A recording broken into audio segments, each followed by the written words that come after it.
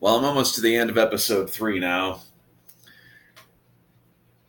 Going into episode 4, well, not episode 4, part 4, which will be Solo, a Star Wars story, since that's now the 4th film in chronological order in terms of the timeline.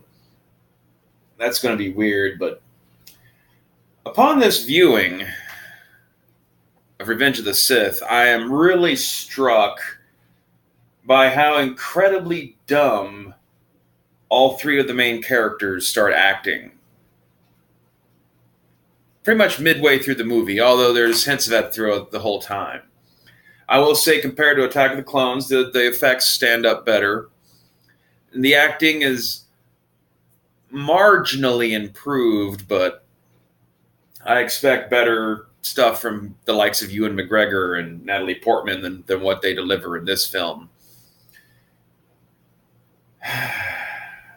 Also, watching it, I noticed that all the Star Wars movies kind of rest on a tripod of characters, kind of as a way similar that the old original Star Trek does.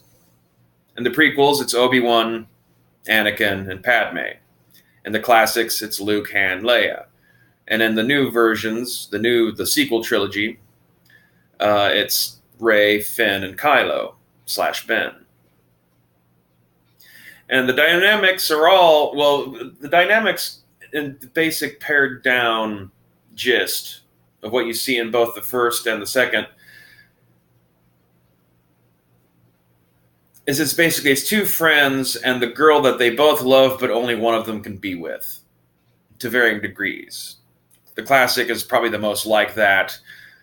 The trilogy, neither of them are supposed to be involved with her, but Anakin gives in, so it's kind of like almost like as if 2 Benedictine or 2 Jesuit monks had been protecting a noble lady in the Middle Ages, and one of them had an illicit affair with her, kind of a thing. Whereas in the classic trilogy, it's kind of reminiscent a little bit of the plot line of the old war story, The Four Feathers.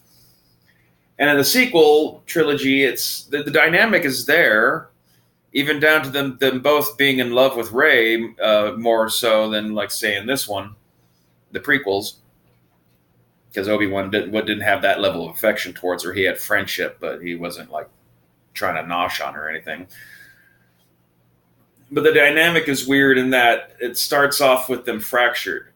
And in this trilogy, the tripod fractures at the end. They start off together, and at the end, they're split asunder by Anakin's betrayal. And the elements are there in the sequel trilogy to kind of run that thing in reverse,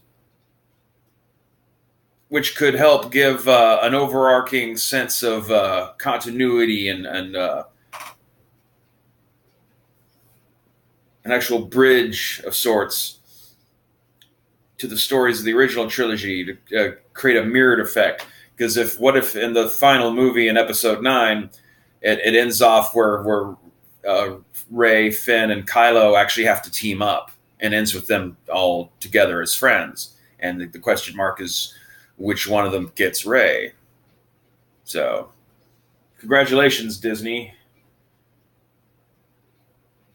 Your attempt to sell feminism isn't working very well. Go figure. Well, anyway, I guess I'll up to the 80 more minutes of lightsaber fight now, and before I can start Solo, a Star Wars story. I'll talk to y'all later.